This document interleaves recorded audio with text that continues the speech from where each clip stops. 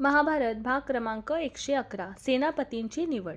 शांततेचे सर्व प्रयत्न निष्फळ ठरले होते. युद्ध अटळ झाले होते. दोन्ही बाजूंच्या सैन्याची सज्जता सुरू झाली. पांडवांची 7 अक्षौहिणी आणि कौरवांची 11 अक्षौहिणी रणासाठी उभ्या राहत होत्या. हत्ती, घोडे, रथ आणि पायदळ सर्वांची मांडणी काटेकोरपणे केली जात होती.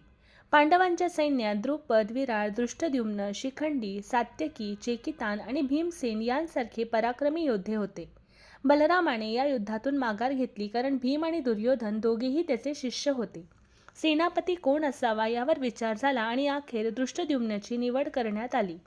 कौरवांकडेही तशीच तयारी सुरू होती. भीष्म, द्रोण आणि कर्ण हे पांडवांचे गुरु व आप्त असल्याने निर्णय कठीण होता. तरीही सेनापतीपद भीष्मांना देण्यात आले. पण त्यांनी अट घातली की ते हस्तिनापुरासाठी सर्व कर्तव्य पार पाडतील, पण कोणत्याही पांडवांचा वध करणार नाहीत. भीष्म आणि कर्ण यांच्यात जुना वैर होता. त्यामुळे कर्णाने स्पष्ट सांगितले की भीष्म रणभूमीवर असताना तो युद्धात उतरणार नाही. भीष्म रणांगणातून निवृत्त झाल्यावरच तो अर्जुनाशी सामना करेल. अखेरीस रणनाद झाला. कुरुक्षेत्राकडे सैन्याची वाटचाल सुरू झाली. इतिहासाला कलाटणी देणाऱ्या त्या महासंग्रामाची नांदी वाजली.